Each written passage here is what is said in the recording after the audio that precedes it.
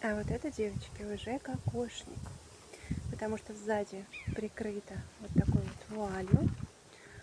А это считается кокошник. Это моя работа. Я делала ее для фотосессии. У меня сейчас просто волос распущенный, он немножко скатывается. Там есть у меня такие крепежи. Вот.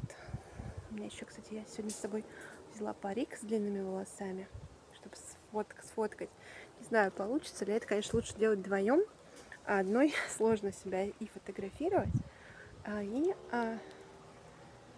и, в общем, как это смотрится со стороны, следить. Вот сейчас солнце вышло. На солнце все яркое такое.